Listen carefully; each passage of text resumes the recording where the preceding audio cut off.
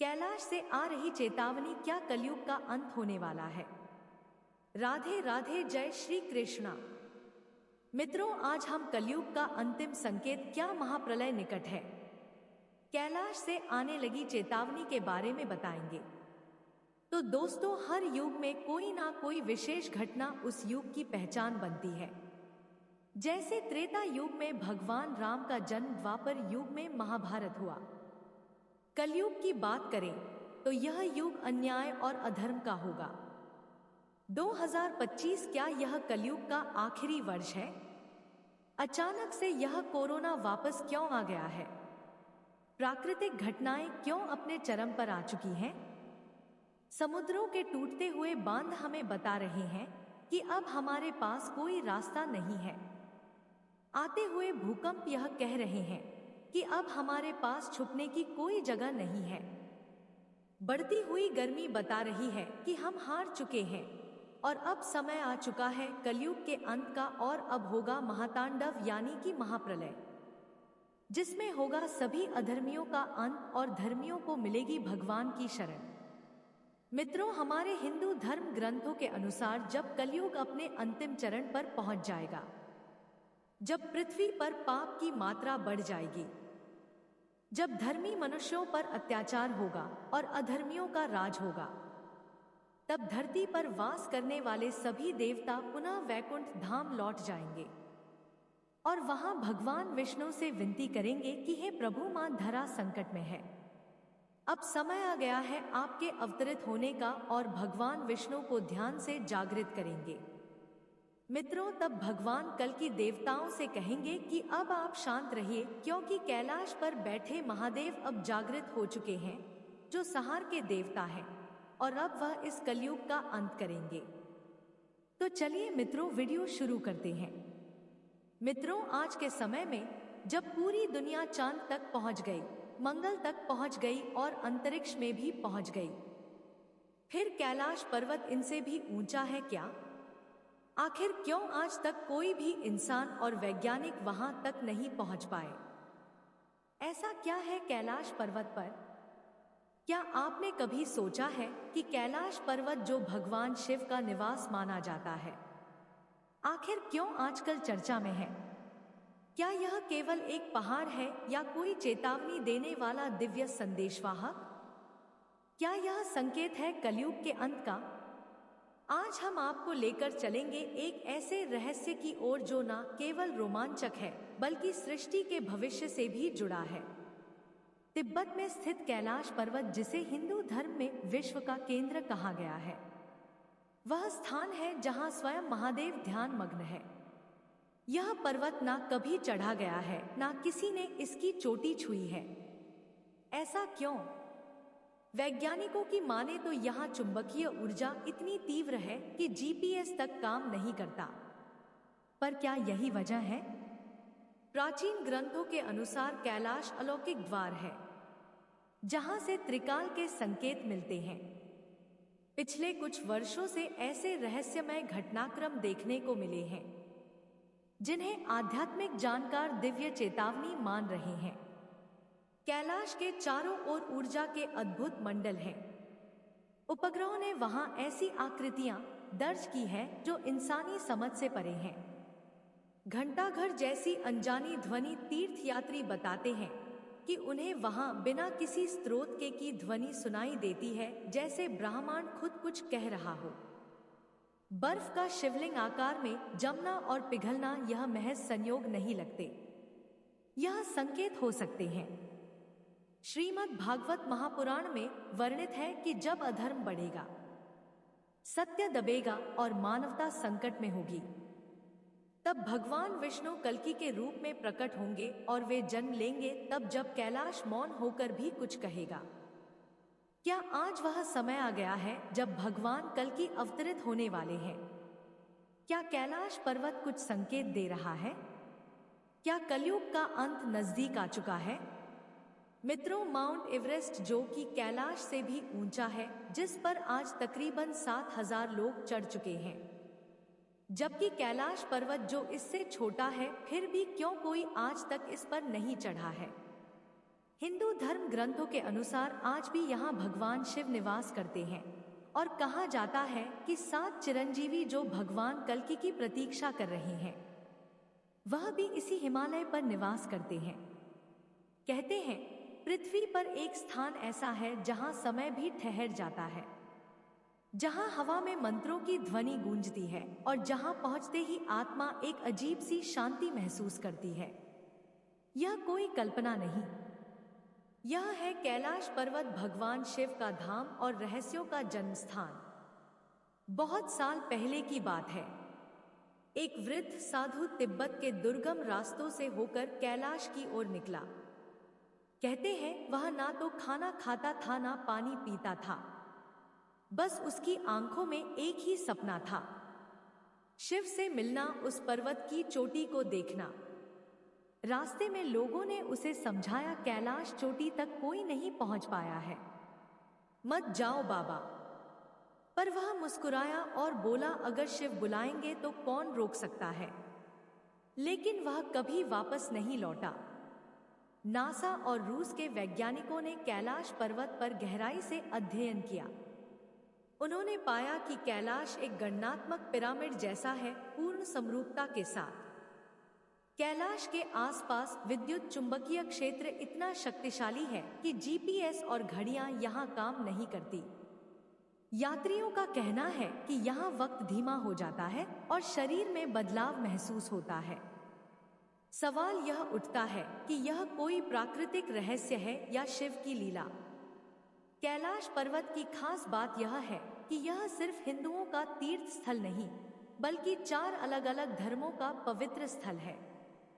हिंदू धर्म में भगवान शिव का निवास स्थान है और कैलाश प्रलय और सृजन का केंद्र। जैन धर्म में पहला तीर्थंकर ऋषभदेव को यही मोक्ष मिला। बौद्ध धर्म में यह है काम रिम्पोचे यानी स्नो। बन धर्म में इसे आत्मिक शक्ति का द्वार माना गया है। और ऐसा नहीं है कि कैलाश पर चढ़ने की कोशिश नहीं की गई हो। अब तक कैलाश पर्वत की चोटी पर चढ़ने की कई कोशिशें हुई, लेकिन सब विफल रही। ब्रिटिश पर्वतारोही ह्यूमिल ने 1926 में चढ़ने की कोशिश की, लेकिन आधे रास्ते में ही उन्हें महसूस हुआ जैसे कोई शक्ति उन्हें पीछे खींच रही हो।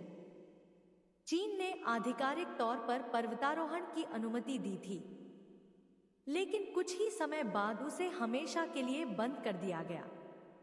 मान्यता है कि जो चोटी तक जाएगा वह वापस नहीं आएगा, क्योंकि वहां पहुंचते ही शरीर नश्वरता छोड़ देता है और आत्मा शिव में विलीन हो जाती है। हजारों यात्रियों की गवाही है कि परिक्रमा के बाद अचानक उनके बाल और नाखून बढ़ गए थे, जैसे वह महीनों गुजार कर लौटे हो।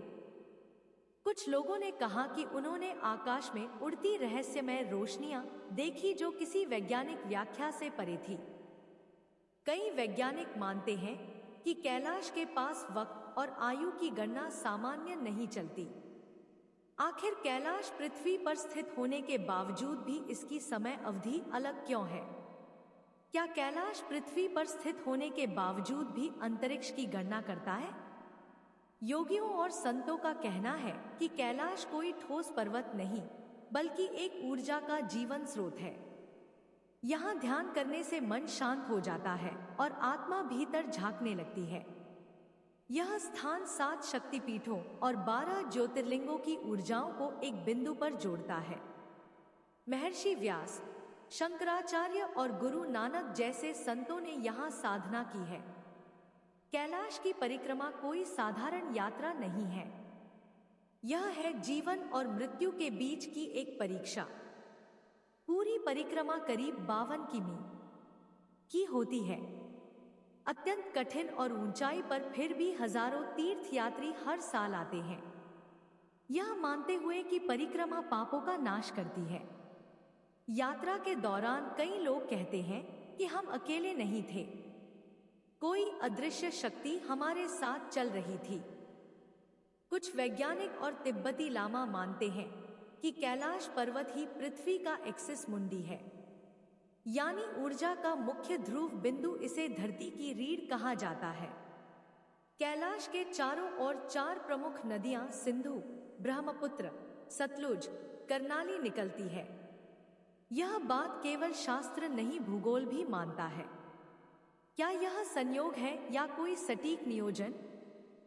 शिव पुराण कहता है कि जब धरती पर अधर्म बढ़ेगा, जब मनुष्य प्रकृति और धर्म का अपमान करेगा, तब शिव मौन नहीं रहेंगे, और जब कैलाश पर्वत की चुप्पी टूटेगी तो समझ लो कलयुग का अंत करीब है। पिछले कुछ वर्षों में कैलाश पर्वत के आसपास अजीब घटनाएं दर्ज हुई हैं। वैज्ञानिकों ने रात में चमकती रोशनियां देखी। कैलाश की बर्फीली चोटी पर कुछ ऐसा घूमते देखा गया जो ड्रोन नहीं था और ना कोई विमान। कुछ साधु कहते हैं कि कैलाश सांस ले रहा है। क्या यह संकेत है कि शिव अपने धाम में जागृत हो चुके हैं? विष्णु पुराण और कल्कि पुराण में लिखा है कि जब मानवता पाप में डूब जाएगी, जब धर्म का सिर्फ नाम बचेगा और जब हिमालय की चोटी से अग्नि निकलेगी, तब कल्कि अवतार का प्रकट होना निश्चित है। कुछ सन्यासी मानते हैं कि कैलाश पर्वत ही वह शक्ति स्रोत है जहां से कल्कि ऊर्जा ग्रहण करेंगे। आपको जानकर हैरानी होगी कि तिब्बती भिक्षुओं ने हाल ही में एक मंत्र जारी किया जिसमें कहा गया है कि भगवान कैलाश से संकेत भेज रहे हैं। कलयुग की उल्टी गिनती शुरू हो गई है। मानसरोवर का जल पहले जैसा शांत नहीं रहा। राक्षस ताल में लहरें अचानक उठ रही हैं, जैसे कुछ आने वाला है। नासा की रिपोर्ट के अनुसार कैलाश के आसपास की चुंबकीय तरंगें 2012 के बाद से असामान्य रूप से बढ़ी हैं। भारतीय इसरो वैज्ञानिकों ने भी माना है कि कैलाश के पास कंपास काम नहीं करते हैं। वहां की ऊर्जा स्थिर नहीं है, जैसे कोई अदृश्य बल जाग गया हो। यह वही समय है जब दुनिया भर में युद्ध, महामारी और प्राकृतिक आपदाएं बढ़ी हैं। क्या यह सब जुड़ा है? क्या कैलाश एक दिव्य चेतावनी दे रहा है? उत्तराखंड और तिब्बत के कुछ साधुओं ने भविष्यवाणी की है कि 2025 से 2030 के बीच एक महाविनाश आएगा और इसके बाद धर्म का पुनर्जन्म होगा। वह कहते हैं कि जब कैलाश से एक विशेष नाग ध्वनि गूंजेगी तो पृथ्वी पर काल की गति तेज हो जाएगी। शिव के धाम से अगर कोई संकेत आ रहा है तो वह केवल विनाश का नहीं बल्कि चेतावनी का है। हम क्या कर रहे हैं? हम किस ओर जा रहे हैं? क्या हम अपने धर्म, प्रकृति और आत्मा के साथ न्याय कर रहे हैं? शायद कैलाश कह रहा है, रुको, अब भी समय है। कैलाश आज भी मौन है, पर उसके मौन में एक गर्जना छिपी है, जैसे कोई तांडव के पहले की शांति हो, जैसे कोई शांति से देख रहा हो कि कौन तैयार है और कौन खोया हुआ। हिंदू शास्त्रों के अनुसार कैलाश पर्वत कोई सामान्य चोटी नहीं बल्कि भगवान शिव का निवास है। शिव पुराण कहती है, कैलाशो नाम पर्वता सर्वदेव नमस्कृत तत्र देवाधिदेव शिव सदा निवसती। देवी पार्वती और शिव के दय ग्रह की कल्पना यहाँ की जाती है। लेकिन क्या यह महज प्रतीक है या सच में वहां कोई दिव्य शक्ति सदियों से निवास कर रही है? तिब्बती बौद्धों का मानना है कि कैलाश पर्वत के भीतर एक रहस्यमय गुफा संसार है, जहां अमर योगी और सिद्ध पुरुष निवास करते हैं। इसे वे संभाला कहते हैं, एक दिव्य लोक, अदृश्य परंतु जीवित। कुछ तिब्बती लामा मानते हैं कि उन्होंने वहां सफेद वस्त्र पहने हुए ऊंचे जीवों को देखा जो हवा में तैरते थे, ना बोलते थे ना चलते, लेकिन देखते जरूर थे। क्या यह गुप्त संत है या शिव के दूत? कई तीर्थयात्रियों ने बताया कि जब वे कैलाश परिक्रमा कर रहे थे तो उन्हें महसूस हुआ कि कोई देख रहा है, कोई पास है। कुछ को स्वप्न में एक योगी दिखा जो चेतावनी देकर गायब हो गया। एक यात्री ने कहा, मैंने रात में ऊपर देखा और मुझे लगा जैसे कोई सफेद आकृति चोटी पर खड़ी है, स्थिर लेकिन चेतावनी दे रही है, यहां से चले जाओ। कई पुरातन ग्रंथों में लिखा है कि कैलाश पर्वत के अंदर एक लोक है जहां केवल विशुद्ध आत्माएं प्रवेश कर सकती हैं। वहां वक्त ठहर जाता है, वहाँ प्रकृति आज्ञा मानती है और वहाँ शिव की उपस्थिति हर अणु में होती है। कुछ योगियों का मानना है कि वहाँ शिव नहीं रहते बल्कि वही शिव है। वह पर्वत जो किसी से नहीं झुकता, वह शिखर जिस तक कोई पहुंच नहीं पाया, और वह जगह जहां हर धर्म हर संस्कृति झुकती है, क्या वहां कोई रहता है? क्या कैलाश पर्वत सिर्फ एक पवित्र स्थान है या वहां आज भी कोई जागृत शक्ति मौजूद है? और आखिर कैलाश का मौन किस बात का संकेत है? शिव पुराण, स्कंद पुराण और रुद्र संहिता में एक ही बात दोहराई जाती है, कैलाश नाम पर्वत तत्र शिव स्वयं स्थित, अर्थात भगवान शिव कैलाश पर ही विराजमान है। लेकिन यहाँ एक रहस्य यह भी है कि शिव हर जगह है। फिर क्यों उन्होंने कैलाश को अपना धाम चुना? क्या इसलिए कि वहां कोई विशेष ऊर्जा है या इसलिए कि वहां अब भी कोई दिव्य उपस्थिति बनी हुई है? हर साल हजारों तीर्थयात्री कैलाश की परिक्रमा करते हैं। कुछ तो वापस आकर चुप ही हो जाते हैं, पर कुछ अपनी आंखों देखी बातें बताते हैं। एक साधु ने बताया कि रात्रि ध्यान में उन्हें एक दीप्तिमान पुरुष दिखाई दिया जो शिखर पर बैठा था, आंखें बंद लेकिन पूरे क्षेत्र को देख रहा था। एक महिला यात्री ने महसूस किया कि जैसे कोई मेरे मन की बातें सुन रहा था। क्या यह कल्पनाएं हैं या कैलाश सच में जागृत पर्वत है? तिब्बती बौद्ध ग्रंथों में कैलाश को मेरु पर्वत कहा गया है, संपूर्ण ब्रह्मांड का केंद्र। उनके अनुसार कैलाश पर्वत के भीतर स्थित है एक दिव्य नगरी संभाला, जहां बुद्धत्व प्राप्त आत्माएं निवास करती हैं। वहां समय स्थिर है, वहां शरीर नहीं केवल चेतना है, और वहां का मार्ग केवल वही देख सकता है जिसने मन की शुद्धि प्राप्त कर ली हो। क्या यह दिव्य आत्माएं अब भी वहां हैं? क्या वे दुनिया की गतिविधियों को देखती हैं और इंतजार कर रही हैं? क्या वहां आज भी सप्त चिरंजीवियों का स्थान है? वैज्ञानिकों का कहना है कि पर्वत की बनावट हर दिशा से पूरी तरह समान है, यह प्राकृतिक नहीं लगती। कुछ वैज्ञानिकों ने यहां तक कहा कि कैलाश एक आदिम यंत्र हो सकता है, एक जैविक ऊर्जा स्टेशन या शायद एक खगोलीय द्वार है। और यदि यह सच है तो क्या कोई इस द्वार को भीतर से नियंत्रित कर रहा है? अब तक कोई भी कैलाश की चोटी पर नहीं चढ़ पाया। कई प्रयास हुए लेकिन हर बार कुछ ना कुछ हुआ। या तो मौसम अचानक बदल गया, या पर्वतारोही ही बीमार हो गया, या भीतर से ऐसी अनुभूति हुई कि वापस लौट जाना चाहिए।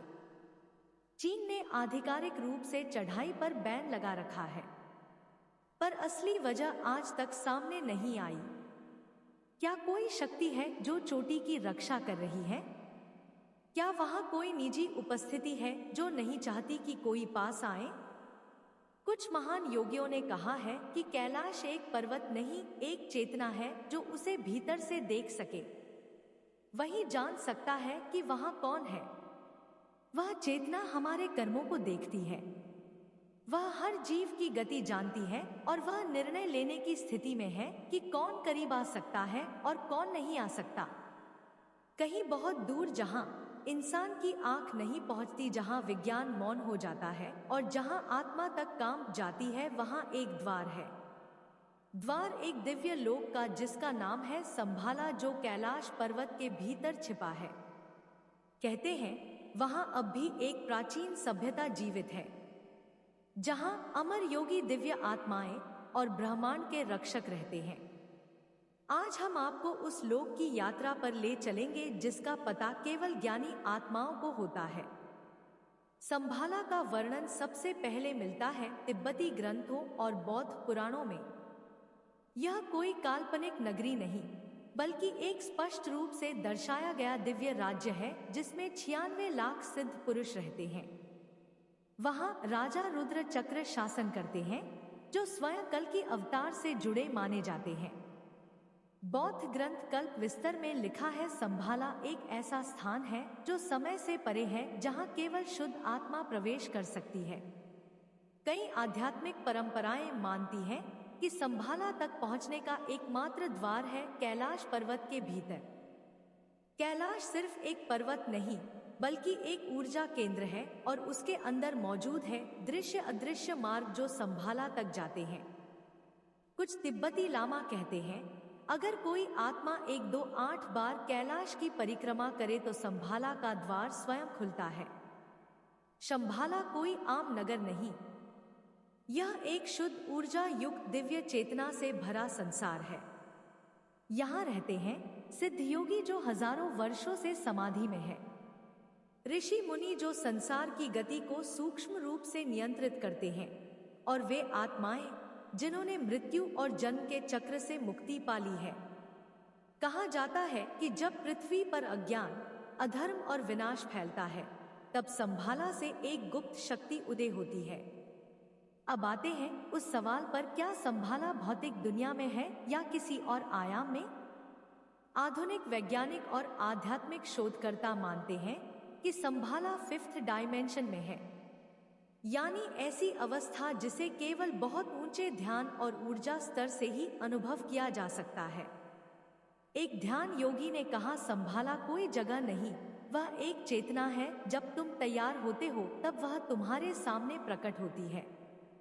20वीं शताब्दी में कई विदेशी खोजकर्ता तिब्बत आए, सिर्फ एक चीज की तलाश में संभाला। रूसी खोजकर्ता ने अपने ग्रंथों में लिखा कि तिब्बती लामा ने मुझे बताया कि संभाला सच्चा है और वह हिमालय के एक छिपे भाग में मौजूद है, लेकिन उसका रास्ता केवल उन्हीं के लिए खुलता है जो आंतरिक रूप से तैयार हो। लेकिन सवाल यह उठता है कि क्या उन्होंने खुद झलक देखी थी संभाला की?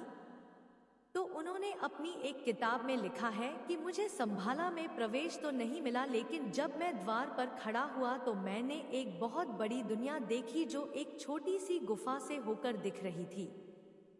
बौद्ध मान्यताओं में कहा गया है कि यदि कोई अयोग्य आत्मा जबरदस्ती संभाला में प्रवेश करने का प्रयास करे तो उसका मानसिक संतुलन बिगड़ जाता है। तिब्बत के कुछ साधुओं ने बताया कि कुछ पश्चिमी वैज्ञानिकों ने संभाला के द्वार को खोजने की कोशिश की थी, लेकिन उनमें से कई या तो गायब हो गए या लौटकर पागल हो गए। कहा जाता है कि संभाला स्वयं अपनी रक्षा करता है। हिंदू ग्रंथों में लिखा है कि जब कलयुग अपने चरम पर पहुंचेगा तब भगवान विष्णु का कल्कि अवतार संभाला से ही प्रकट होगा। वहां से एक दिव्य घोड़ा और तलवार के साथ कल्कि जी उठेंगे और वे अधर्म का नाश करेंगे और एक नया युग सत्य युग की स्थापना करेंगे। क्या संभाला इसीलिए अब भी छिपा है? क्या यह विनाश और पुनर्निर्माण का केंद्र है?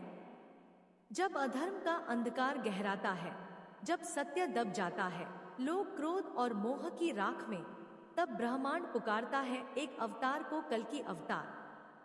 कलयुग वह युग जिसमें हम जी रहे हैं, जहां धर्म 4 पैरों में से केवल एक पैर पर टिका है।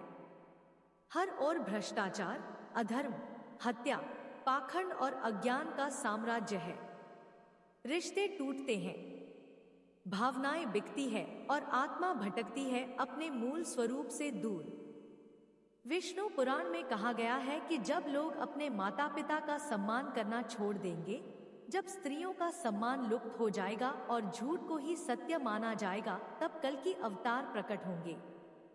आने वाले समय में हिमालय की तलहटी में स्थित रहस्यमयी नगर संभाला में जन्म लेंगे कल्कि अवतार। उनके पिता होंगे विष्णुश और माता होगी सुमति। जैसे ही उनका जन्म होगा, संभाला नगर दिव्य प्रकाश से भर जाएगा। देवता, ऋषि और योगी जान जाएंगे कि युगों की प्रतीक्षा अब समाप्त हो चुकी है। जैसे जैसे वे बड़े होंगे, उनमें असाधारण शक्ति और विवेक दिखाई देगा। वे धर्म ग्रंथों को अल्पायु में ही समझ लेंगे। ध्यान करते हुए उन्हें प्राचीन युगों की झलक मिलेगी। वे अपने मिशन को पहचान लेंगे, अधर्म का अंत और सत्य की स्थापना। जब वे युवावस्था में पहुंचेंगे तो जाएंगे कैलाश पर्वत की गुफाओं में। वहां वे करेंगे घोर तपस्या और शिव जी प्रकट होकर देंगे उन्हें रक्त कृष्ण तलवार जो अधर्म को जला सकती है और देवदत्त घोड़ा जो आकाश मार्ग से चलेगा। यह क्षण होगा जब संसार को पहला संकेत मिलेगा कि कल्कि आ चुके हैं। उसके बाद शुरू होगा धर्म और अधर्म के बीच महायुद्ध। कल्कि होंगे न्याय के योद्धा। वे एक एक कर अधर्मी राजाओं को परास्त करेंगे। झूठे संतों, लालची नेताओं और पाखंडियों का विनाश करेंगे। इस युद्ध की गूंज धरती से आकाश तक फैलेगी। लोग कहेंगे युग बदल रहा है। फिर आएगा वह अंतिम युद्ध जहां अधर्म की शक्तियां एकत्रित होंगी। टेक्नोलॉजी, सत्ता और दुष्टता के साथ वे बनाएंगे एक वैश्विक व्यवस्था और महाधर्म को समाप्त करने की साजिश रची जाएगी। लेकिन उसी समय कल की देवता प्रकट होंगे। वे उस अंतिम युद्ध में ब्रह्मांडीय शक्ति का उपयोग करेंगे और प्रलय जैसी स्थिति उत्पन्न होगी। धरती कांपेगी, सूर्य और चंद्र अशांत होंगे, लेकिन अंत में धर्म की जीत होगी। अंत में जब युद्ध समाप्त होगा, कल की करेंगे एक दिव्य घोषणा। अब कलयुग समाप्त होता है। अब आरंभ होगा सतयुग। नदियां पवित्र होंगी, प्रकृति फिर से शांत होगी, मनुष्य में करुणा, प्रेम और सत्य लौटेगा। पृथ्वी फिर से एक धार्मिक और दिव्य लोक बन जाएगी। तो दोस्तों, आपको हमारी वीडियो अगर आपको पसंद आया हो तो वीडियो को लाइक और हमारे चैनल पौराणिक धार्मिक कहानी सनातन धर्म को सब्सक्राइब करें और अपने दोस्तों के साथ शेयर करें। मित्रों, वीडियो अच्छी लगी हो तो कमेंट में जय श्री कल्कि भगवान जरूर लिखें। धन्यवाद। जय श्री कल्कि भगवान की। राधे राधे।